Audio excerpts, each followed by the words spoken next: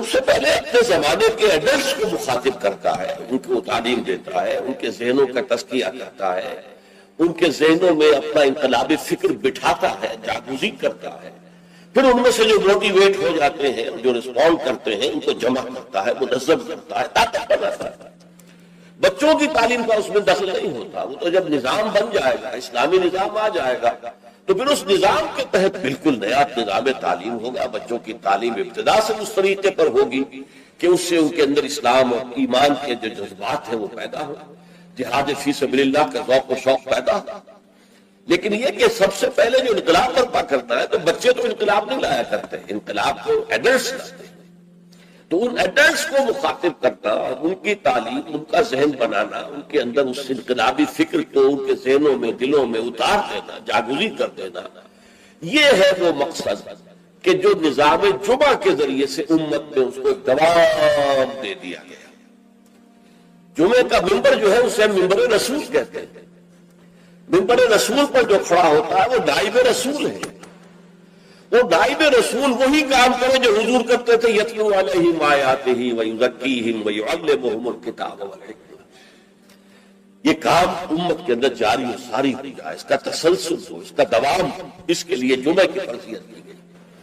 نظام جمعہ یہ ہفتے وار اجتماع ہے۔ آپ کے علم میں ہوگا کمیونسٹوں کا معاملہ بھی یہ ہوتا تھا، ان کا بھی ایک فلسفہ تھا مارکسزم، اور جب تک وہ فلسفہ ذہنوں میں اتر نہ جائے کوئی شخص کمیونسٹ کیسے بنے گا؟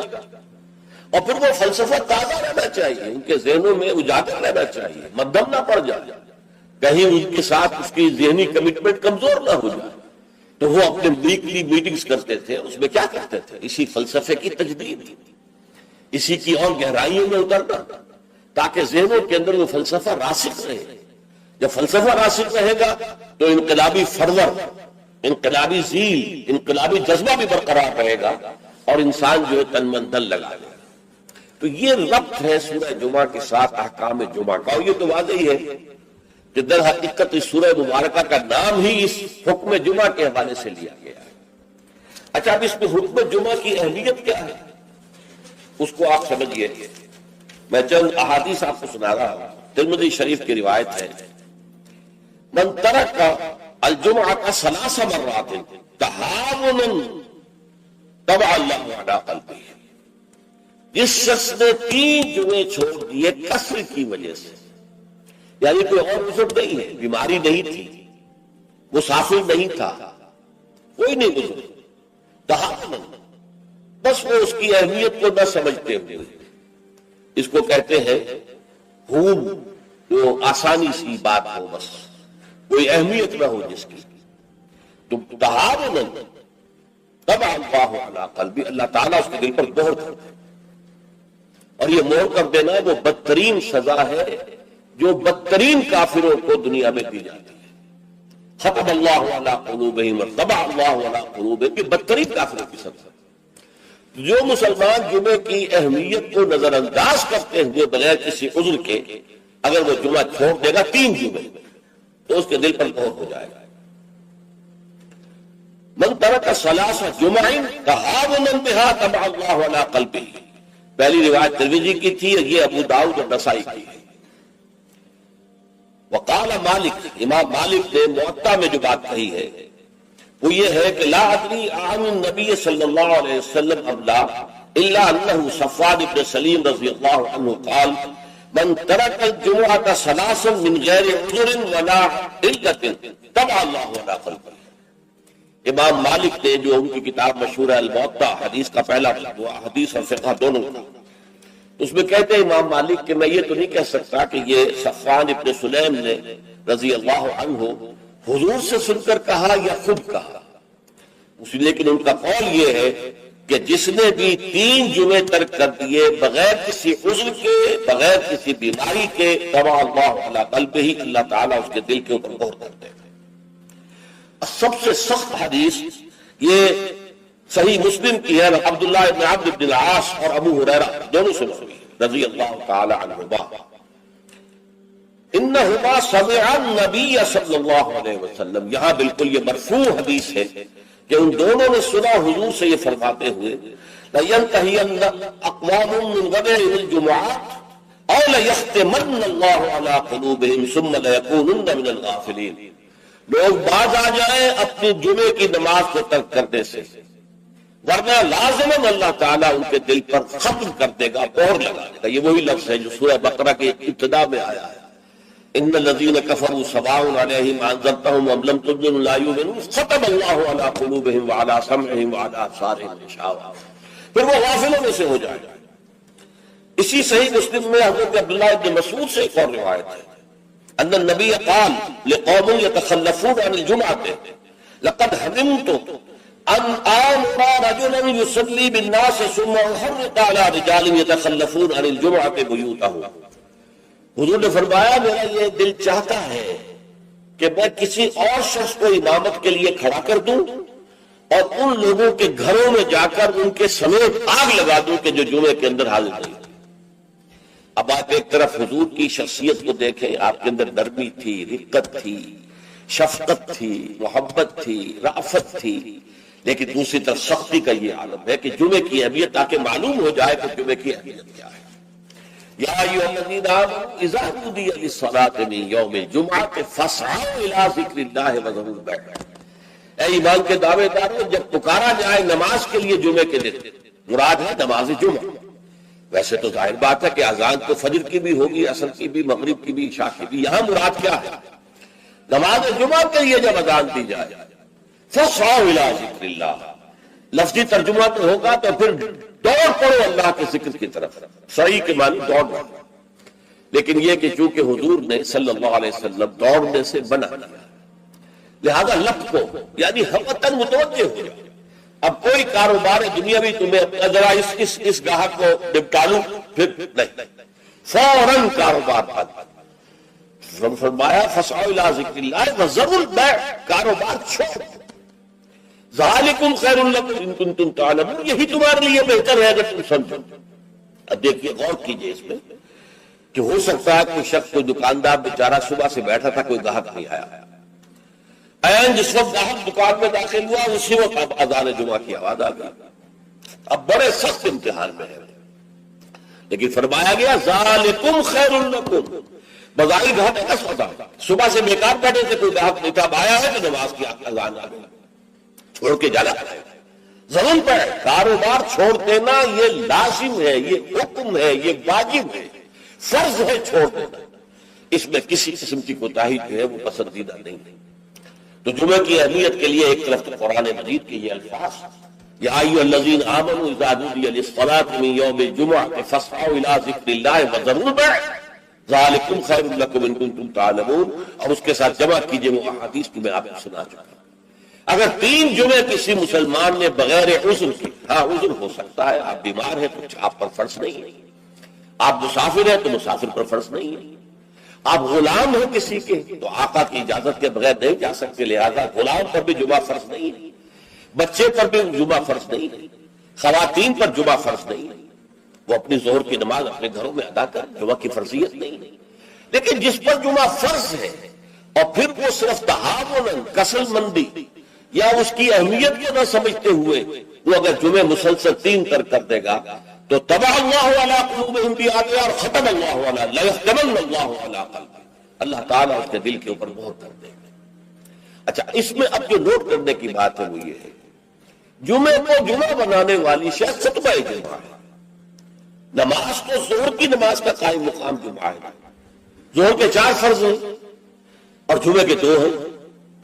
تو نماز اصل شے نہیں ہے، اصل شے جو ہے خطبہ جمعہ ہے جس نے کہ جمعے کو اہمیت دی. اسی کے خطبہ میں تعلیم ہوتی ہے، تلقین ہوتی ہے، جسے میں نے کہا اصل جو مقصد ہے یہ ہفتے وار اجتماع ہے. اس ہفتے وار اجتماع میں تازہ کرنا ہے اپنے نظریے کو، اپنے خیالات کو، اپنے نظریات کو، اپنے عقائد کو تازہ کرنا ہے، اسے پانی دینا ہے، سینچنا ہے، اور یہ کام در حقیقت خطبے کا ہے. ویسے یہ کہ تاریخی اعتبار سے جان لیجئے کہ اسلام جو ہے شروع سے اسلام ہے، حضرت آدم سے لے کر حضور تک اور آج تک اصل دین جو ہے وہ اسلام ہے. ان الدین عند اللہ الاسلام. یہ تو اسلام کے ایڈیشنز ہیں کہ ایک خاص احکام جو حضرت موسیٰ کو دیے گئے تو وہ اس وقت کے لوگوں کے لیے وہ لازم تھے، پھر وہ احکام جو ہے شریعت محمدی کی شکل میں آئے ہیں صلی اللہ علیہ وسلم، تو ہم پر وہ واجب ہے، لازم ہے. لیکن یہ کہ یہ نظام جو ہے رہا ہے ان تمام مذاہب میں کہ ہفتے کے ایک دن کو فارغ کیا جائے اللہ کی یاد کے لیے۔ چنانچہ یہ حکم جمعہ ہی تھا کہ جو دیا گیا تھا امت موسوی کو علی نبی الصلوۃ والسلام، جمعہ کا دن تھا۔ ہمیشہ سے جمعہ ہی کا دن جو ہے وہ در حقیقت مقدس دن ہے، اور جمعہ ہی کا دن ہے کہ جو ابتدائے آفرینش سے چلا آ رہا ہے اس کام کے لیے۔ لیکن یہودیوں نے اپنی جو بھی شر پسندی تھی ان کے اندر، ان کے مزاج میں جو بغاوت، ان کا جمعے کو چھوڑو جی ہفتہ کا، تو اللہ تعالیٰ نے بھی پھر ہفتہ ہی ان پر فرض کر دیا۔ اور ان کے ہاں یہ ہفتہ اتنا سخت تھا، جمعے کی مغرب کی نماز کے بعد سے لے کر اگلے ہفتے کی مغرب تک 24 گھنٹے کوئی کاروبار دنیاوی مطلقاً حرام۔ آج بھی امریکہ کے اندر جو لوگ رہتے ہیں، جو کہ پریکٹسنگ جیوز ہیں، جن کے وہ لمبے لمبے بال ہوتے ہیں، ادھر زلفیں ہوتی ہیں، اور انہوں نے لمبے لمبے کوٹ سے رنگ کے پہنے ہوتے ہیں، اور فیلٹ ہیٹ ہوتا ہے ان کا خاص طرز کا سیاہ رنگ کا، یہ جو پریکٹسنگ یہودی ہیں، آرتھوڈاکس یہودی ان کو کہتے ہیں، یہ جمعے کی شام سے اپنے ٹیلی فون کنیکشن بند کر دیتے ہیں، کوئی گفتگو نہیں، ان کے تمام دفاتر بند، گھروں پر بھی کوئی ٹیلی فون نہیں دیں گے، سب بند، اور اس کے بعد ان کا پورا دن گزرتا ہے۔ لیکن وہاں فرق یہ ہے کہ وہاں کوئی جماعت کا اہتمام نہیں تھا، اپنے اپنے طور پر اللہ کو یاد کرو، تورات پڑھتے رہو، جو بھی ان کی ہر شکل تھی نماز کی اس میں وقت گزارو، دنیاوی کاروبار جو ہے وہ کوئی نہیں ہے۔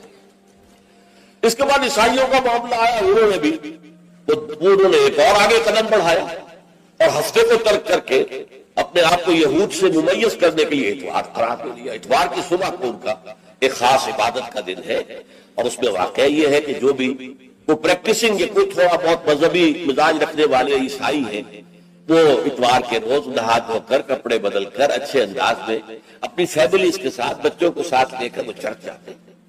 وہاں ان کی جو بھی نماز ہے وہ نماز پڑھتے ہیں، ان کا جو بھی پادری ہے وہ خطبہ دیتا ہے، سب بند ہوتا ہے، تو یہ ان کے لیے اتوار کا دن۔ اس کے بعد جب یہ دونوں تہذیبیں جمع ہو گئی، یہودی جو ہے انہوں نے گویا کہ غلبہ حاصل کر لیا عیسائیوں پر، تو اب انہوں نے ویکینڈ کر لیا، سیٹرڈے اور سنڈے بوتھ، تاکہ دونوں کے دونوں کور ہو جائے۔ یہودیوں کا معاملہ بھی آ گیا، عیسائیوں کا بھی آ گیا۔ حضور صلی اللہ علیہ وسلم کی امت کے لیے دو کام کیے گئے، ایک تو گویا کہ منفی ہوگا، ایک مثبت ہوگا۔ منفی کام یہ کہ پورے دن جمعے کے کاروبار کو حرام نہیں کیا گیا، بلکہ حرام کاروبار ہے صرف اذان جمعہ سے لے کر جمعے کی نماز کے ادا ہو جانے تک، بس اس دوران میں کاروبار دنیاوی مطلقاً حرام۔ کوئی کاروبار آپ جائز سے جائز کاروبار کر رہے ہیں، صحیح سے صحیح کاروبار کر رہے ہیں، لیکن وہ بھی حرام ہے اس وقت اگر آپ نے کیا ہے جبکہ جمعے کی اذان ہو چکی ہے اور جبکہ نماز ابھی ادا ہو گئی، اس دوران۔ لیکن باقی دن کے اندر حرمت نہیں رکھی ہے، البتہ میں ابھی آپ کو بتاؤں گا۔ تشویق یہ ہے کہ صبح سے لے کر جمعے تک کا وقت جو ہے یاد الہی میں بسر کیا جائے، تشویق اور ترغیب، اس لیے کہ اگلی آیت میں ہم پڑھیں گے کہ جب جمعہ کی نماز ادا ہو چکے تو تم منتشر ہو سکتے ہو زمین میں اور جاؤ اور اپنے کاروبار میں لگ جاؤ۔ لیکن جمعہ سے قبل کے بارے میں کچھ نہیں کہا، نہ تو یہ کہا کہ کاروبار نہیں کر سکتے، نہ یہ کہا کہ کرو جاؤ تمہیں اجازت ہے، نہیں، وہاں سکوت اختیار کیا قرآن نے۔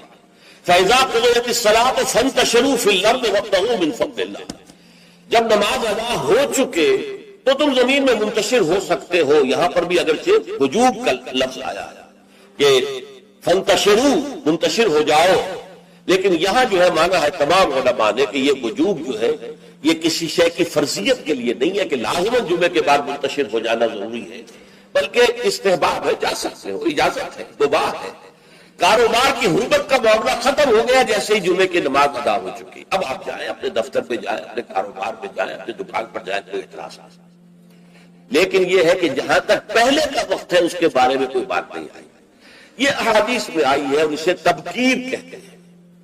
پسندیدہ یہ ہے کہ جمعے کی صبح ہی سے انسان جو ہے وہ اس کام میں مصروف ہو جائے جو کام یہودیوں کے ہاں تھا پورے یوم سبت میں، اسے تبکیر کہتے ہیں۔ ایک حدیث موجود ہے حضور صلی اللہ علیہ وسلم کی تشویق کے ترجمے میں، حضرت مالک لائے ہیں اسے، ان مولا ابی بکر ابن عبد الرحمن ابن ابی صالح سمان عن ابی ہریرہ ان رسول اللہ صلی اللہ علیہ وسلم قال من اغتسل یوم الجمعہ، غسل جنابت، جس شخص نے جمعے کے روز غسل کیا، وہ جو کہ باقی جنابت کی حالت میں غسل کیا جاتا ہے، کمپلیٹ غسل اچھی طرح. ثم راح فی الساعۃ الاولی، پھر جو شخص پہلی گھڑی میں پہنچ گیا مسجد میں، فکأنما قرب بدنۃ، تو ایسے ہے کہ جیسے اس نے ایک اونٹ قربان کیا اللہ کی راہ میں، صدقہ دیا. ومن راح فی الساعۃ الثانیۃ، جو دوسرے گھنٹے میں دوسری گھڑی میں گیا، فکأنما قرب بقرۃ، تو ایسے ہے جیسے کہ ایک گائے اس نے اللہ کی راہ میں صدقہ کر دی اور ذبح کر دی، خیرات کر دی. ومن راح فی الساعۃ الثالثۃ، اور جو تیسری گھڑی میں تیسرے گھنٹے میں گیا، فکأنما قرب بشاۃ او قرن، پھر یہ اس کے برابر ہوگا کہ گویا کہ کسی نے ایک بکری اللہ کی راہ میں ذبح کر دی، صدقہ کر دی، یا کوئی میڈھا کر دیا. ومن راح فی الساعۃ السابعۃ، اور جو گیا چوتھے گھنٹے میں چوتھی گھڑی میں، فکأنما قرب دجاجۃ، تو یہ اس کے برابر ہے کہ گویا کہ اس نے ایک مرغی جو ہے اللہ کی راہ میں دے دی، خیرات کر دی. ومن راح فی الساعۃ الخامسۃ، اور جو پانچویں ساعت میں گیا، فکأنما قرب بیضۃ، تو وہ ایسے ہے گویا کہ اس نے ایک انڈا اللہ کی راہ میں خیرات کر دیا. فإذا خرج الامام، تو جب امام نکل آئے، حضرت الملائکہ یسمعون الذکر، تو اب فرشتے، ایک اور روایت میں الفاظ آئے ہیں جو فرشتے بیٹھے ہوتے ہیں حاضری درج کرنے کے لیے، فلاں آ گیا، فلاں آ گیا، یہ چوتھی ساتھ میں آیا، یہ تیسری میں آیا، یہ تیسری میں آیا، یہ پانچویں میں آیا. تو فرشتے اپنے وہ رجسٹر بند کر کے، اور وہ خود الذکر، یعنی وہ جو امام خطبہ دیتا ہے وہ الذکر ہے، اس خطبے کی طرف سے ہم عقل متوجہ ہو جاتے ہیں. چنانچہ ایک تو یہ بات جان لیجئے کہ اس کے بارے میں امام الہند حضرت شاہ ولی اللہ دہلوی رحمۃ اللہ علیہ کی رائے ہے کہ اس سے مراد یہ نہیں ہے کہ فجر کی نماز کے بعد طلوع آفتاب کے بعد پہلا گھنٹہ، پھر اس کے بعد دوسرا، پھر اس کا تیسرا، پھر اس کا چوتھا، پانچواں، بلکہ یہ زوال کے بعد سے خفیف ساعات ہے. یعنی زوال سے وقت شروع ہوا، سورج جو ہے وہ نصف النہار سے ذرا ڈھلکا لدنو کی شمس، تو اس کے ساتھ جمعے کا وقت شروع ہو گیا. تو اس وقت سے پہلی ساعت، دوسری ساعت، گویا کہ یہاں ساعت سے مراد گھنٹہ نہیں ہے بلکہ کوئی اور لطیف قسم کا پیمانہ وقت کا ہے. یہ شاہ ولی اللہ کی رائے ہے جو انہوں نے اپنی مصفہ میں بھی اور مصوہ میں بھی، شاہ ولی اللہ کے نزدیک بڑی اہم کتاب جو ہے حدیث کی، وہ موطا ہے. انہوں نے اس کی ایک شرح فارسی میں لکھی ہے اور ایک شرح عربی میں لکھی ہے. تو ان دونوں میں انہوں نے یہ رائے ظاہر کی، لیکن بہت سے علماء کی رائے ہے کہ نہیں، جو ہمارا ساعت کا نظام ہے اسی پر اس کو شمار کیا جائے گا. لیکن اس پر بھی اجماع ہے کہ جو اس کے بعد بھی آتا ہے جمعہ تو اس کا بھی ہو جائے گا، جمعے کی فضیلت سے اسے کوئی حصہ نہیں ملے گا، جمعے کی برکات سے اسے کوئی حصہ نہیں ملے گا، جمعے کا جو خاص مقام اور مرتبہ ہے اس کی حیثیت سے وہ محروم رہے گا. لیکن جہاں تک فرضیت جمعہ ہے، وہ اس فرضیت جمعہ جو ہے وہ اس کی طرف سے ادا ہو جائے گا. لیکن یہ منظر میں نے اپنی آنکھوں سے دیکھا ہے اپنے بچپن میں، اور وہ یہ سرسا ایک جگہ تھی، وہ تحصیل تھی ضلع حصار کی. وہاں میری بسم اللہ ہوئی، پھر وہ نورانی قاعدے سے ہماری تعلیم شروع ہوئی. تو جس مسجد میں یہ سارا کام ہو رہا تھا، بڑے مرکزی مقام پر وہ مسجد تھی. کبھی کبھی اب بھی مجھے خواب میں وہ مسجد آتی ہے، اور اس مسجد میں جمعے کے دن میری اپنی جو مشاہدے کی بات ہے کہ یوں سمجھیے اشراق کے بعد سے لوگوں کی آمد شروع ہو جاتی تھی، اور دیہات سے لوگ آیا کرتے تھے. وہاں ایک خاص قوم تھی، غالباً وہ ارائی تھے، اس رائے علاقے کے ارائیوں کو وہ پچادے کہتے تھے، جیسے کہ راجپوتوں کو رانگڑ کہا جاتا ہے. لیکن یہ کہ وہ لوگ آتے تھے اونٹوں پر سوار ہو کر، آس پاس صحرا کا علاقہ تھا، سفید کپڑے، سفید کرتے، سفید ان کے تہبند اور سفید ان کے صافے، اونٹوں کے اوپر سوار چلے آ رہے چلے آ رہے. اس لیے کہ دیہات میں جمعہ نہیں ہوتا، اور اس وقت اس پر سختی کے ساتھ عمل ہوتا تھا کہ اصل میں جمعہ جو ہے وہ شہر میں ہے. تو وہ آتے تھے اور مسجد جو ہے وہ صبح ہی سے بھر جاتے تھے. کہیں ایک جگہ کوئی شخص کھڑا راز کہہ رہا ہے، کچھ لوگ اس کے گرد جمع ہے، کہیں کوئی شخص بیٹھے ہوئے قرآن خود ہی پڑھ رہا ہے، کوئی نوافل پڑھ رہا ہے. یہ نقشہ میں نے اپنی آنکھ سے دیکھا ہے، بچپن کا یہ نقشہ. اب تو معاملہ ختم ہو گیا، بالکل ختم ہو گیا.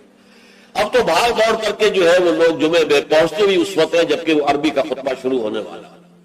اس لیے کہ عام طور پر تقریروں کے اندر کوئی خاص مواد ہوتا نہیں ہے، یا فرقے واریت کی تبلیغ ہو رہی ہوتی ہے، یا سیاسی مسائل کے اوپر دھواں دار تقریریں ہوتی ہیں. لوگوں کو ان سے دلچسپی نہیں. تو فرض ادا کرنے کے لیے بس وہ جب خطبے کی اذان کا وقت ہوتا ہے تو اس وقت پہنچ جاتے ہیں، نماز ادا ہوئی روانہ ہوتے ہیں۔ اللہ اللہ خیر سے اللہ۔ میں سب سے پہلے آداب جمعہ اس کے عنوان سے عرض کر رہا ہوں کہ جمعے کے روز غسل واجب ہے تقریباً علی کل محتلم، یہ حضور کے الفاظ یہ ہیں، غسل الجمعہ کے واجب علی کل محتلم، جو بھی بالغ ہو چکا ہے مرد، عورت پر تو ظاہر بات ہے کہ جمعہ فرض ہے ہی نہیں، جیسا کہ میں عرض کر چکا ہوں، اس کے لیے جمعے کا غسل واجب ہے۔ اور اندازہ یہ ہوتا ہے، میں یقین سے تو نہیں کہہ سکتا، کہ جیسے ہی جمعے کے لیے روانگی ہو اس وقت غسل کیا جائے۔ پھر حضور نے یہ بھی فرمایا ہے کہ اچھے کپڑے پہن کر جاؤ، دھلے ہوئے کپڑے پہن کر جاؤ۔ آپ نے فرمایا کہ کیا تم میں سے کسی شخص کے لیے یہ ممکن نہیں ہے کہ اپنے جو محنت کے کپڑے ہوتے ہیں، محنت یعنی کہ مشقت کرتا ہے، ایک لوہار بیٹھا ہوا ہے اور وہ بھٹی کے سامنے بیٹھ کر کام کرتا ہے، پسینے آئیں گے اسے، کپڑوں میں بدبو ہو جائے گی پسینے کی، پھر اس کے اوپر سیاہ داغ پڑے ہوں گے، میلے ہوں گے، تو یہ اس کا لباس ہے محنت کا۔ یا کوئی کاریگر ہے مکان کی تعمیر میں لگا ہوا ہے، ظاہر بات ہے جب کوئی کام کر رہا ہے، گارے کے دھبے ہوں گے، کچھ اور ہوگا، تو حضور نے فرمایا کیا ممکن نہیں ہے تم میں سے کسی کے لیے کہ ایک علیحدہ سے جوڑا جمعے کے لیے رکھے، وہ جمعے ہی کے صرف استعمال کیا تو تمہارے محنت کے کپڑے نہ ہو کہ جن میں تم محنت اور مشقت کرتے ہو، بلکہ وہ علیحدہ سے ایک جوڑا ہو، اس کو فراہم کر کے رکھے۔ پھر یہ بھی فرمایا گیا کہ تیل لگاؤ، بالوں کے اندر تیل لگاؤ، دہن، اور یہ بھی فرمایا گیا کہ کوئی خوشبو ہے تو خوشبو لگاؤ۔ وہ سب کس لیے کہ جو ماحول ہو جمعے کا وہ معطر ماحول ہو، ایسا نہ ہو کہ پسینوں کی بدبوؤں کی وجہ سے طبیعت ملغز ہو رہی ہو لوگوں کی، نہیں، بلکہ یہ کہ بڑا خوشگوار ماحول ہو، خوشبو ہو اس کے اندر، اور یہ کہ کپڑے اچھے پہن کر لوگ بیٹھے ہوئے ہوں۔ بلکہ اسے کہا گیا الجمعہ کو عید المسلمین، یہ ہفت روزہ عید ہے در حقیقت، یہ مسلمانوں کو عید کی طرح اسے جو ہے وہ منانا چاہیے، سیلیبریٹ کرنا چاہیے۔ جیسے عید کو آپ کپڑے جو ہے غسل کرتے ہیں، صبح کپڑے بدلتے ہیں، خوشبو لگاتے ہیں، پھر جاتے ہیں مسجد عیدگاہ، ایسے ہی معاملہ ہونا چاہیے جمعے کا۔ یہ عید المسلمین ہے، یہ گویا کہ ہفتے وار عید ہے مسلمانوں کی۔ پھر اسی میں ایک آداب میں سے یہ ہے کہ جب تم مسجد میں جاؤ تو لوگوں کو پھلانگتے ہوئے اگلی صفوں میں نہ جاؤ، بلکہ عام جو ہے ہدایت ہے وہ یہ ہے کہ بھئی پہلے اپنی صف اگلی لوگ پوری کر لے، پھر دوسری میں بیٹھے، پھر تیسری میں بیٹھے، تاکہ لوگوں کو ضرورت ہی محسوس نہ ہو۔ جب وہ دیکھتے ہیں کہ اگلی صف میں جگہ خالی ہے تو پھر وہ لوگوں کو پھلانگتے ہوئے جاتے ہیں، لیکن بہر صورت پھلانگتے ہوئے یا لوگوں کو علیحدہ کر کے پھر اپنے لیے جگہ بنانا، یہ جو ہے اس سے منع کیا گیا ہے۔ خاموشی سے جہاں جگہ تمہیں مل رہی ہے بیٹھ جاؤ، اور پھر اسی میں سے انصات ہے، خاموش گفتگو نہ ہو۔ یہاں تک کہ حضرت ابو ہریرہ سے یہ روایت ہے ترمذی اور نسائی اور دوسری کتابوں کے اندر، ان رسول اللہ صلی اللہ علیہ وسلم قال اذا قلت لصاحبك يوم الجمعة انصت والامام يخطب فقد لغوت۔ دو آدمی گفتگو کر رہے، آپ تیسرے آدمی ہیں، آپ سن رہے ہیں، آپ ان سے کہتے ہیں خاموش ہو جاؤ، تو تم نے بھی لغو کام کیا۔ انہیں منع کرنے کے لیے بولنا بھی پسندیدہ نہیں ہے، خاموش اشارے سے کہہ دو، لیکن تم نے اگر آواز نکالی جبکہ امام خطبہ دے رہا ہے، امام کے خطبے کی طرح ساری توجہ، اس جمعے کی ساری حیثیت جو ہے وہ اسی خطبے کی وجہ سے، لہذا اس میں آپس میں گفتگو کرنا، اس طرح کی چیزیں جو ہے وہ بالکل غلط ہے، آداب جمعہ کے منافی ہے، جس کی انتہا یہ ہے کہ اگر وہ آپس میں دو گفتگو کر رہے ہیں اور آپ انہیں روکنے کے لیے بھی زبان کھول لیں، ان صرف خاموش ہونا، تو یہ بھی فقط لغو تھا، تم نے بھی ایک لغو حرکت کی، بلکہ اشارے کنائے سے کہہ دیا جائے گا، زبان نہ کھولی جائے۔ پھر اس میں حضور کیا کرتے تھے، خطبے میں کیا کرتے تھے؟ یہ روایت جو ہے مسلم شریف کی ہے، جابر بن سمرہ رضی اللہ تعالی عنہ فرماتے ہیں کانت للنبی خطبتان، حضور کے دو خطبے ہوتے تھے، یجلس بینہما، ان دونوں کے درمیان آپ ذرا تھوڑی دیر کے لیے بیٹھتے تھے، جیسے کہ آپ کو معلوم ہے تمام امام جو ہے وہ یہی کرتے ہیں آج۔ یقرأ القرآن اور یذکر الناس، جمعے میں کرتے کیا تھے؟ قرآن پڑھتے تھے اور لوگوں کو نصیحت کرتے تھے، یاد دہانی کرتے تھے۔ اب اس میں ایک بات تو سامنے آ گئی، دو خطبے ہوتے تھے، حالانکہ ہمیں معلوم ہے تیقن کے ساتھ حضور لمبے خطبے کبھی نہیں دیتے تھے، لمبی تقریر کبھی نہیں کرتے تھے، آپ کی تقریر بالکل مختصر ہوتی تھی، یوں سمجھیے کہ جو ما قل و کفا خیر مما کثر و الہا، کم ہے لیکن وہ کفایت کر جائے. تو بڑی لمبی چوڑی تقریریں جو ہے اس کی اس میں فائدہ کیا تھا؟ عربی زبان قرآن کی، عربی زبان حضور کی، عربی زبان آپ کے سامعین کی. لہذا اب بات صرف یہ رہ گئی کہ از دل خیزت پر دل خیزت، دل سے نکلے دل پر اتر جائے. ہمارا مسئلہ مختلف ہے، ہم عربی نہیں جانتے، خطبہ عربی میں ہے. اب خطبہ تو سمجھ میں لوگوں کے کچھ آتا ہی نہیں، خطبہ کے ذریعے تو جو مقصد خطبہ ہے وہ حاصل نہیں ہوتا. لہذا وہ تقریر کرتے ہیں، پہلے وعظ کرتے ہیں، اس میں بھی آپ پہلے کچھ قرآن پڑھیں گے تو ترجمہ کریں گے، وضاحت کریں گے، تب ان لوگوں کی سمجھ آئے. لیکن حضور کا معاملہ کیا تھا؟ وہ یہ کہ کان للنبی صلی اللہ علیہ وسلم خطبتان یجلس بینہما. اچھا، اس سے میں یہ سمجھتا ہوں، واللہ اعلم، میرا گمان ہے کہ اس سے در حقیقت اشارہ اس طرف ہے کہ یہ خطبہ در حقیقت 2 رکعتوں کے قائم مقام ہے. ظہر کی رکعتیں 4 اور جمعے کی رہ گئی 2 رکعتوں کے قائم مقام 2 خطبے. ورنہ نہ تو حضور معاذ اللہ اتنے کمزور تھے کہ چند منٹ کھڑے ہونے کے بعد آپ کو استراحت کی اور بیٹھنے کی اور آرام کرنے کی جو ہے ضرورت ہوتی، نہ آپ کے خطبے اتنے طویل ہی ہوتے تھے. لہذا یہ گویا کہ علامتی ہے، اس بات کے لیے ایک علامتی اہمیت رکھنے والی بات ہے کہ یہ 2 خطبے در حقیقت 2 رکعت نماز کے قائم. اب جیسے نماز میں آپ بات نہیں کر سکتے، اسی طریقے سے خطبے کے دوران بھی آپ بات نہیں کر سکتے. آپ کو خاموش رہنا ہے، مؤدب ہو کر پورے طریقے سے سننا ہے خطبہ. اس کے بعد فرمایا یقرأ القرآن ویذکر الناس. وہ قرآن پڑھتے تھے خطبے میں بھی. اب دیکھیے پڑھنے کے انداز کا فرق ہوتا ہے. ایک شخص قرآن پڑھ رہا ہے، دوسرا شخص قرآن پڑھ رہا ہے، اس کی گہرائیوں میں اتر کر پڑھ رہا ہے. جہاں آواز بلند کرنے کی ضرورت ہے وہاں آواز بلند کرتا ہے، جہاں آواز پست کرنے کی ضرورت ہے وہاں آواز پست کرتا ہے. اس طریقے سے وہ قرآن مجید کے اندر سے صرف اس کے معنی ہی نہیں نکال رہا بلکہ اس کے احساسات کو بھی اجاگر کر رہا ہے. تو حضور جیسے پڑھتے ہوں گے اس کا خیر ہم تصور نہیں کر سکتے، لیکن یہ کہ یہ ضرور آتا ہے کہ حضور کا خطبہ جو ہے وہ ٹھنڈا نہیں ہوتا تھا، جذباتی ہوتا تھا.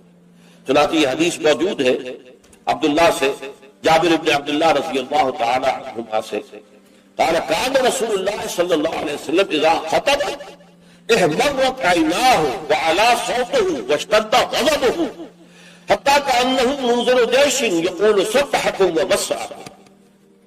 حضور صلی اللہ علیہ وسلم جب خطبہ دیتے تھے آپ کی آنکھیں سرخ ہو جاتی تھی، آپ کی آواز بلند ہوتی تھی اور آپ پر ایک غضب کی سی کیفیت طاری ہوتی تھی. گویا کہ کوئی سالار ہے، کوئی سپہ سالار ہے جو اپنے لشکر کو بتا رہا ہے کہ وہ دشمن کا لشکر آ چکا ہے، اب یا تو صبح کو تم پر حملہ ہو جائے گا، شام کو ہو جائے گا، تیار ہو جاؤ پوری طریقے سے. تو جیسے کوئی کسی فوج کا سردار جو ہے سپہ سالار اپنے جو سپاہی ہیں ان کو آمادہ کرتا ہے جنگ کے لیے اور انہیں خبردار کرتا ہے کہ دشمن کا لشکر سر پر آ چکا ہے، سب بہاکم اور بس وہ صبح کو آیا یا شام کو آیا کہ آیا. اس طریقے سے حضور کا خطبہ ہوتا تھا، ٹھنڈا نہیں بلکہ یہ کہ اس کے اندر ایک جوش اور لوگوں کو بھی جوش میں لانے کے لیے ایک ایسا انداز کہ جس سے خود ان کے اندر بھی جوش پیدا ہوتا ہے. اور اس میں کیا ہوتا تھا؟ قرآن پڑھتے تھے. ایک صحابی نے فرمایا ہے کہ میں نے سورہ قاف حضور کے خطبہ جمعہ سے یاد کی ہے. یعنی عام طور پر آپ سورہ قاف اس طرح پڑھتے تھے کہ پھر مجھے اس کے یاد کرنے میں بڑی آسانی ہو گئی اور میں یاد کر لیا. میں اس سے متعلق میری زندگی کا بھی ایک واقعہ ہے، میں بھی حیران ہوں اس طرح کی جب بات پڑھتا ہوں. یہ سن 54 کی بات ہے، جمعیت طلبہ میں بیٹھا اس وقت، اسلامی جمعیت طلبہ ایک تربیت گاہ ملتان کی جمعیت نے منعقد کی، اس میں درس قرآن کے لیے مجھے بلایا گیا. وہ ایک محلہ ہے ملتان کا قدیر آباد، اور قدیر آباد میں ایک مسجد تھی حافظ عبدالتواب صاحب کی مشہور تھی، نابینا تھی. فجر کی نماز ایک روز میں نے اس مسجد میں پڑھی اور اس کے امام نے یا خود حافظ عبدالتواب تھے یا کوئی اور صاحب تھے، واللہ اعلم، مجھے نہیں معلوم، فجر میں سورہ قاف پڑھی. اس قدر عمدگی سے پڑھی، اتنی خوشحالی سے پڑھی، اس طرح اس کو پڑھتے ہوئے مجھے اپنے اندر جو ہے محسوس ہوا کہ کوئی چیز جو ہے جنبش میں ہے. رقص جاز برہم زلد افلاق را، تو یہ تو انسان کی روح کا ایک رقص ہے کہ جو ہوتا ہے قرآن کے ساتھ. میں نے اسی دن سورۃ قاف حفظ کر لیا، اسی دن. 3 رکوع ہے، چھوٹی نہیں ہے، لیکن اسی دن میں نے حفظ کر لیا، اس لیے کہ اس کا اتنا نقش مجھ پر قائم ہو چکا تھا قلب پر کہ پھر اسے یاد کرنا بہت آسان تھا. اسی طرح ایک مرتبہ مولانا اصلاحی صاحب کے پیچھے جمعہ پڑھا، انہوں نے سورہ قیامہ پوری کی پوری اس خطبے کے پہلے خطبے کے اندر پڑھی اور وہ مجھے یاد ہو گئی. تو اس طریقے سے یہ پڑھنے میں زمین و آسمان کا فرق ہوتا ہے. جو بھی انداز ہے قرآن کا اس کو صحیح طور پر، ورنہ ہمارے یہاں یہ بھی ہے کہ حسن قرات کے لیے جو قواعد مقرر ہو گئے ہیں اس کے تحت پڑھے جاتا ہے تو اس کے اندر وہ کیفیت نہیں، وہ جذبہ جو ہے اس سے ٹرانسمٹ نہیں ہوتا. واللہ اعلم.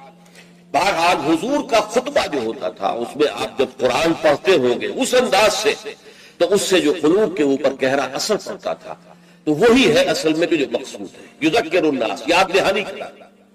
دیکھیے یہی وجہ ہے کس قدر گہرا ربط ہے. جمعے کی 2 رکعتوں میں سے ایک میں سورۃ الاعلی سبح اسم ربک الاعلی، دوسری میں پھر هل اتاک حدیث الغاشیہ سورہ غاشیہ. کیوں؟ اس لیے کہ دونوں میں تذکیر کا حکم ہے. تذکیر، فذکر ان نفعت الذکریٰ سیذکر من یخشیٰ ویتجنبها الاشقیٰ. اے نبی آپ تذکیر کرتے رہیے، آپ تذکیر کرتے رہیے، اور وہ تذکیر جو ہے وہ مفید ہو جائے گی ان لوگوں کے لیے جن کے اندر کچھ بھی ربق ہے ایمان کی. اس تذکیر سے ان کا ایمان تازہ ہو جائے گا اور ان کے اندر جو ہے وہ ایمانی جذبات و کیفیات جو ہے وہ اثر نو پوری بہار پر.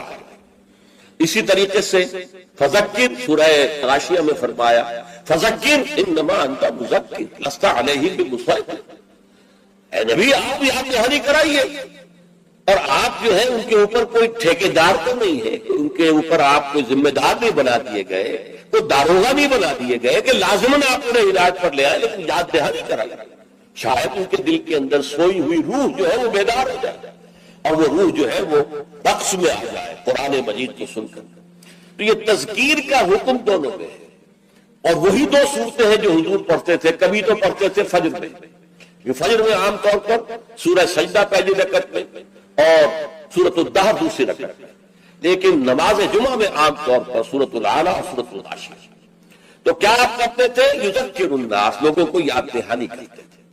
تو یہ ہے جمعے کے آداب کے ضمن میں، اور جمعے کا جو مقصد ہے جو معلوم ہوا حضور صلی اللہ علیہ وسلم کے آپ کے عمل مبارک سے کہ یہ تذکیر ہے. تذکیر کسے کہتے ہیں؟ یاد دہانی. آپ کو اپنا مقصد زندگی دوبارہ یاد ہو جائے، تازہ ہو جائے. ہمارے لیے مقصود اللہ کی رضا ہے، دنیا کی کوئی شے مقصود نہیں ہے، مطلوب نہیں ہے. دنیا بس ضرورت کی شے ہے، پرکھنے کی شے ہے. زندگی اور جان کا رشتہ قائم رکھنے کے لیے جو ضروری ہے وہ ہمیں حاصل کرنا ہے، لیکن یہ کہ اس سے زیادہ نہیں. مطلوب لا مطلوب الا اللہ، لا مقصود الا اللہ، لا محبوب الا اللہ. مطلوب و مقصود و محبوب حقیقی اللہ کے سوا. پھر یہ کہ ہمارا فرض ہے اللہ کے لیے جہاد کرنا، جانے دینا، اپنا مال خرچ کرنا، اس کی صلاحیت جو ہے پیدا کرنا اپنے اندر، یہ ہمارے اوپر فرض ہے اللہ سے. یہ دونوں چیزیں تازہ ہوتی نہیں. اگر کہیں کوئی گردہ غبار آ گیا ہے ماحول کے اثرات سے، یہ دھندلا سا گیا ہے اگر آئینہ دل، تو اسے پھر صاف اور شفاف کر دیجئے جمعے کے خطبے کے ذریعے سے. تو یہ گویا کہ وہ اسلامی انقلابی جماعت جس کو حزب اللہ کہا گیا قرآن مجید، تو یہ حزب اللہ کا ہفتہ وار اجتماع ہے. اس ہفتہ وار اجتماع میں حزب اللہ اپنے بنیادی فکر کو تازہ کرتا ہے اور اس کے ضمن میں مزید تعلیم اور تربیت کا جو نظام ہے حضور کا، اس کا ایک تسلسل ہے کہ جو جاری رہتا ہے. اچھا اب یہاں فرمایا فَإِذَا قُضِيَتِ الصَّلَاةُ فَانتَشِرُوا فِي الْأَرْضِ. اب اس سے بھی ایک لطیفہ ہے میری زندگی کا عجیب. میں جب بلڈومری میں تھا، شاہین جو کہ علاقہ ہے، تو وہاں ہمارے محلے ہی میں رہتے تھے ایک صاحب جو بڑے کٹر پرویزی تھے. اور پرویز صاحب کا موقع یہ ہے کہ صلاۃ کے بانی ہے معاشرہ قائم کرو، اسلامی معاشرہ. یہ نماز کو انہوں نے خامخواہ صلاۃ کر دیا. اچھا وہ آدمی تھے بہت نیک، وہ سول انجینئر تھے، اور وہ جو کمیٹی ہوتی ہے جو میونسپل کمیٹی، تو وہ میونسپل انجینئر تھے اور بہت نیک تھے. اور شوہرا تھا ان کا کہ وہ بہت ہی یعنی رشوت وغیرہ سے بالکل بری. تو میرے دل میں بھی ان کی عزت تھی، لیکن یہ کہ بہرحال اختلاف تھا کہ وہ پرویزی تھے. ایک جب ہم گفتگو ہو رہی تھی تو انہوں نے بڑے چیلنجنگ انداز میں مجھ سے کہا اچھا مجھے کوئی ایک آیت قرآن کی بتا دو کہ جس میں صلاۃ کا ترجمہ معاشرہ نہ کیا جا سکے. پہلے تو وہ مرعوب سا ہو گیا کہ جس قدر تیقن کے ساتھ انہوں نے بات کی ہے شاید واقعی قرآن میں ایسی کوئی آیت نہ ہو کہ جس کا ترجمہ جو ہے، جہاں پر ترجمہ صلاۃ کا جو ہے وہ معاشرہ نہ کیا جا سکے. لیکن بجلی سے کون دی اللہ کی طرف سے میرے دماغ میں، اور یہ آج سامنے آ گئی، فَإِذَا قُضِيَتِ الصَّلَاةُ فَانتَشِرُوا فِي الْأَرْضِ۔ اب یہاں معاشرہ مانی لیں گے تو معاشرے کو تلپٹ کر کے ختم کر کے پھر منتشر ہو جاؤ، فساد پیدا کرو، یہ اس کے معنی ہے۔ مجھے آج تک یاد ہے، میں نے کہا یہاں تو نماز، یہ فیضا قضیت الصلاۃ، یا پوری ہو چکے نماز یا پورا ہو چکے صلاۃ، یا تو کوئی عمل جو ہے وہ ہو سکتا ہے کہ جو ختم ہو جائے۔ معاشرہ مراد لیں گے تو مطلب معاشرے کو ختم کر دو، تلپٹ کر دو، کیوس کر دو۔ کوئی جواب نہیں تھا ان کے پاس۔ میں نے کہا شریف آدمی تھے، یہ نہیں کہ خام خواہ کو الجھے، بالکل خام خواہ۔ تو یہ ہے فیضا قضیت الصلاۃ، جب نماز ادا ہو جائے فانتشروا فی الارض، تو زمین میں منتشر ہو سکتے ہو، لازم نہیں۔ بہت سے نیک مسلمانوں کو میں نے دیکھا جمعے کے بعد سے عصر تک بیٹھے رہتے ہیں مسجد کے اندر، اللہ کی آیا۔ تو یہ نہیں ہے کہ حکم ہے، وہ حکم کی خلاف ورزی کرنا، نہیں۔ ہاں جا سکتے ہو، جاؤ، تمہارا کاروبار ہے، تمہاری دکان ہے، تمہارا دفتر ہے، اس میں جانا ہے جاؤ۔ فانتشروا فی الارض وابتغوا من فضل اللہ، اللہ کا فضل تلاش کرو۔ اب یہاں یہ بہت اہم مقام ہے کہ مراد ہے رزق، لیکن رزق کو اللہ کا فضل قرار دیا جاتا ہے۔ اس کو سمجھ لیجئے، یہ اسلام کا جو معاشی فلسفہ ہے، اس کے جو فلسفیانہ اصول ہیں، ان میں سے ایک اصول یہ ہے کہ چاہے محنت تم نے کی ہے، کھیت میں ہل تم نے چلایا ہے، بیج تم نے ڈالا ہے، اس کو سینچا تم نے ہے، پھر فصل جو ہے اس کی حفاظت تم نے کی ہے، پھر فصل کاٹی ہے، پھر تم دانے گھر لائے ہو، پھر ان کو پیسا ہے، پھر ان کی روٹی پکائی ہے، یہ سب کچھ تم نے کیا، لیکن اسے اللہ کا فضل سمجھو، اپنا کسب نہ سمجھو۔ کسب جو ہے وہ نیکی اور بدی کے لیے ہے۔ انسان نیکی کما رہا ہے، یہ اس کی کمائی ہے، بدی کما رہا ہے، یہ اس کی کمائی ہے۔ جہاں تک رزق کا تعلق ہے، یہ اللہ کا فضل ہے، اور فضل اسے کہتے ہیں جو بلا استحقاق دیا جائے، جس کا تقاضا نہ کیا جا سکے۔ جس کی مثال سادہ سی میں دیا کرتا ہوں کہ آپ نے کسی مزدور کو رکھا ہے، 8 گھنٹے اس نے کام کرنا ہے، آپ نے فرض کیجئے 100 روپے مقرر کیے ہیں اس کی مزدوری۔ دن بھر آپ نے دیکھا کہ مزدور بڑی محنت سے کام کرتا، دل لگا کے کام کیا اس نے، چاہے کوئی دیکھ رہا ہو چاہے نہ دیکھ رہا ہو۔ ایک تو ہوتے ہیں وہ کوئی دیکھ رہا ہے تو کام میں لگ گئے، کوئی نہیں دیکھ رہا ہے تو بیٹھ گئے، نہیں، اس نے بڑی جی لگا کے کام کیا ہے۔ تو شام کو آپ اسے 100 روپے بھی دیتے، 10 روپے اور دیتے، یہ 10 روپے فضل ہے، یہ وہ ڈیمانڈ نہیں کر سکتا، ڈیمانڈ تو 100 کر سکتا تھا، 100 پے ہوئے تھے، لیکن آپ نے اپنی طرف سے بغیر اس کے کسی قانونی استحقاق کے 10 روپے اسے دے دیے، یہ فضل ہے۔ اسی طریقے سے رزق جو بھی انسان کو ملتا ہے وہ فضل ہے، اسے اپنا کسب نہ سمجھو۔ جب تم سمجھو گے یہ اللہ کا فضل ہے تو پھر دیکھو گے اللہ اس کو کس طور سے خرچ کرنا چاہتا ہے، کروانا چاہتا ہے مجھ سے، کس کس کے حقوق اللہ نے اس میں رکھے ہیں۔ تو فَابْتَغُوا مِن فَضْلِ اللَّهِ وَاذْكُرُوا اللَّهَ كَثِيرًا، لیکن اس میں بھی اللہ کو کثرت کے ساتھ یاد کرو۔ یہ نہ ہو کہ مسجد میں تو اللہ کا ذکر ہوا، باہر نکل گئے تو بھول گئے، نہیں، بلکہ یہ کہ جو کام کر رہے ہو اس میں کام میں تمہارے ہاتھ مصروف ہو اور دل تمہارا جو ہے وہ اللہ کے ساتھ لگا، جسے آپ کہتے ہیں پنجابی میں ہتھ کارول دل یار۔ یہ ہے ذکر کثیر، اور ذکر کثیر کا سب سے بڑا ذریعہ کیا ہے کہ جو مسنون دعائیں ہیں حضور صلی اللہ علیہ وسلم سے، رات کو سونے لگے ہیں تو دعا ہے، صبح اٹھے ہیں تو دعا ہے، بیت الخلاء میں داخل ہو رہے ہیں تو دعا ہے، باہر نکلے ہیں تو دعا ہے۔ ظاہر بات ہے کوئی ایکسٹرا ٹائم تو آپ کا نہیں لگ رہا، وہ کام کر رہے ہیں آپ، لیکن ہر کام پہ شیشہ دیکھا ہے، آئینہ دعا ہے، کپڑے بدلے ہیں دعا ہے، گھر سے نکلے ہیں مسجد کے لیے دعا ہے، مسجد میں داخل ہوئے تو دعا ہے، مسجد کے اندر تو ذکر ہے ہی ہے سارا، باہر نکلے ہیں تو دعا ہے، بازار میں داخل ہو رہے ہیں تو دعا ہے، بازار سے واپس آ رہے ہیں تو دعا، ہر کام کے لیے دعا۔ یہ دعا جو ہے یہ ذکر کثیر کا سب سے بڑا طریقہ ہے، ذریعہ ہے، اور اس کے اندر دوہری ہے بات کہ ایک تو آپ کا اللہ سے تعلق قائم ہو گیا کہ آپ نے دعا اللہ سے کی ہے، ایک آپ کا تعلق حضور کے ساتھ قائم ہو گیا کہ آپ نے الفاظ وہ استعمال کیے جو حضور کے الفاظ ہیں، تو گویا کہ دو نسبتیں تازہ ہو گئیں جب بھی آپ نے ایک مسنون دعا پڑھی۔ تو دعا ادعیہ مسنونہ جو ہے در حقیقت وہ دوام ذکر کا سب سے بڑا ذریعہ ہے۔ اس کے لیے علیحدہ سے وقت نکال کر کوئی آسن بنا کر اور کوئی ضربے لگا کر اس کی ضرورت نہیں، بلکہ ہر کام کرتے ہوئے تو زندگی کے ہر کام کے ساتھ دعا ہے، اور وہ دعا ہے مسنون جو حضور سے ثابت ہے۔ لہذا دو نسبتیں جو ہے جس کو آپ کہتے ہیں ایک تیر میں دو شکار، اللہ سے دعا ہو گئی، اللہ سے تعلق قائم ہو گیا، اور الفاظ آپ نے وہ استعمال کیے جو محمد رسول اللہ سے منقول ہے صلی اللہ علیہ وسلم. آپ کا تعلق حضور کے ساتھ قائم ہو گیا. وَاذْكُرُوا اللَّهَ كَثِيرًا لَعَلَّكُمْ تُفْلِحُونَ تاکہ تم فلاح پاؤ. اب جو تیسری اور آخری آیت ہے وہ ایک خاص واقعے سے متعلق ہے. وَإِذَا رَأَوْا تِجَارَةً أَوْ لَهْوًا انفَضُّوا إِلَيْهَا. اے نبی ان لوگوں کا حال یہ ہے. ان لوگوں سے کیا مراد ہے اب یہاں معین نہیں ہے، لیکن کچھ لوگ جو بہرحال مسجد میں نماز جمعہ ادا کر رہے تھے، اذا رأوا تجارت، جب انہوں نے دیکھی کوئی تجارت، کوئی کاروبار، اور لہوا، یا کوئی کھیل تماشا، کہیں سے کسی مداری کی ڈگڈگی کی آواز آ گئی، تو اب یہ ہے کہ یہ آپ کو چھوڑ کے یہ ادھر متوجہ ہو گئے. انفضوا الیہا ترکوک قائما، اور آپ کو کھڑے ہوئے چھوڑ گئے. قل ما عند اللہ خیر من اللہو ومن التجارہ. بڑی شدید اس پر سرزنش آئی. ان سے کہہ دیجئے جو اللہ کے پاس ہے وہ تجارت سے بھی اور یہ دل لگی کے کاموں سے اور یہ تفریح کے کاموں سے سب سے بڑھ کر قیمتی شے ہے، اور اللہ تعالیٰ جو ہے وہ رزق دینے والا ہے. تو اس کا در حقیقت یوں سمجھ لیجئے کہ ایک تو عام طور پر یہ کہا گیا ہے کہ ابتدا میں جمعہ کا خطبہ بھی نماز کے بعد ہوتا تھا، جیسے عیدین کا جمعہ بھی آج کل ہوتا ہے. عیدین میں آپ کو معلوم ہے 2 رکعت نماز کے بعد جو ہے وہ خطبہ ہوتا ہے. تو ابتدا میں صورت یہ تھی کہ اسی طرح جمعے کا خطبہ تھا. تو کچھ لوگوں نے یہ سمجھا کہ جمعہ تو ادا ہو چکا، خطبے کی اہمیت ان کے سامنے نہیں تھی، اور صورتحال یہ تھی کہ سخت قحط پڑا ہوا تھا، اجناس کی کمی تھی بازار میں، گندم جو وغیرہ دکانیں خالی تھی. اسی اسنا میں گھنٹیاں سی بجنے لگی، اونٹ چلے آ رہے ہیں، معلوم ہوا کہ قافلہ آ گیا ہے اجناس لے کر شام سے، گندم لے کر یا جو لے کر یا اور چیزیں لے کر کھانے پینے کی. تو ہم لوگوں کو فکر ہوئی جیسے کہ ہمیں ہو جاتی، جلدی جائے، پتہ نہیں سب لوگ خرید لیں اور ہم رہ جائیں، جو بھی مال آیا ہے، جو بھی اجناس آئی ہے وہ ختم ہو جائے، ہم رہ جائیں. تو اس خوف سے لوگ جو ہے حضور کو کھڑا ہوا، جبکہ ابھی آپ خطبہ دے رہے تھے.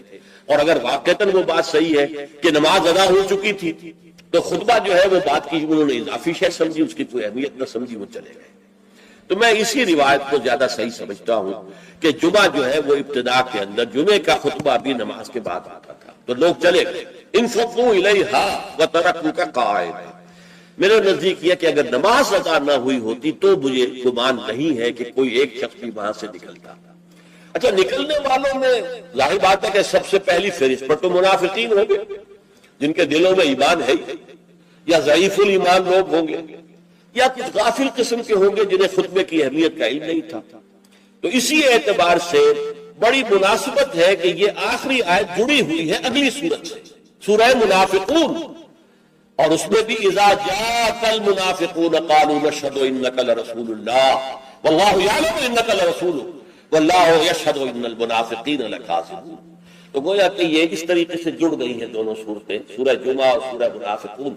اور حضور صلی اللہ علیہ وسلم اسی وجہ سے کبھی کبھی سورہ جمعہ اور سورہ منافقون فجر میں پڑھتے تھے. اکثر تو میں بتا چکا ہوں کہ سورہ سجدہ اور سورہ دہر، لیکن کبھی کبھی سورہ جمعہ اور سورہ منافقون پڑھتے تھے کیونکہ یہ آپس میں جڑی ہوئی. وَإِذَا رَأَوْا تِجَارَةً أَوْ لَهْوًا انفضوا إِلَيْهَا. اب یہاں پر لوگوں کی ہدایت کے لیے لہو کا نصب اضافہ کر دیا گیا. جو واقعہ میں نے بیان کیا اس میں صرف یہ کہ گندم یا کچھ اور جو ہے وہ اجناس جو ہے ان کی کمی تھی، اور اس وقت وہ قافلہ آ گیا تو بہت سے لوگ ادھر متوجہ ہو گئے، اور حضور کا جو خطبہ جاری تھا اس کی پرواہ نہیں کی. اس پر سرزنش کی گئی. اس سے اضافی فائدہ کیا ہوا کہ خطبے کی اہمیت واضح ہوئی کہ نماز جمعہ تو ہے ہی خطبے کے لیے، ورنہ نماز تو تم زور کی پڑھتے ہو، 4 رکعتیں پڑھتے ہو، اور یہاں تم نے 2 رکعتیں پڑھی ہیں. اصل میں تو یہ خطبہ جو ہے وہی ہے در حقیقت جس کے ذریعے سے اپنے انقلابی فکر کو تازہ رکھنا ہے، اپنے انقلابی جذبے کو، جہاد اور قتال کے جذبے کو برقرار رکھنا ہے. یہ اس کے لیے ایک نظام تعلیم ہے، تعلیم بالغہ کا نظام.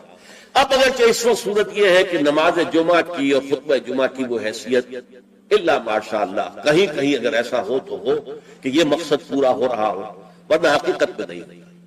یا فرقے واریت کی بحثیں ہوتی ہیں، ایک دوسرے پر کفر کے فتوے لگتے ہیں، اور یا یہ کہ کچھ سیاسی مزاج کے جو ہے وہ سیاست پر گفتگو کرتے ہیں. تو یہ نہیں ہے، لیکن پھر بھی کھنڈر بتا رہے ہیں عمارت عظیم تھی. آج بھی مسلمان جس اہتمام کے ساتھ جمعے کے لیے جاتے ہیں، جتنی بڑی بڑی گیدرنگز ہوتی ہیں، کانگریگیشنز ہوتی ہیں، تو اس سے معلوم ہوا کہ محمد کا قائم کردہ یہ نظام صلی اللہ علیہ وسلم کس قدر محکم تھا، اور آج تک بھی بڑا پیارا ہی مصرع ہے، کھنڈر بتا رہے ہیں عمارت عظیم تھی، اگرچہ وہ اصل عمارت تو ختم ہوئی، رہ گئی رسم ادا روح بلالی نہ رہی، فلسفہ رہ گیا، تلقین غزالی نہ رہی، نماز و روزہ و قربانی و حج یہ سب باقی ہے، تو باقی نہیں، اللہ کی روح جو ہے تقوی اللہ وہ ختم ہو چکی ہے۔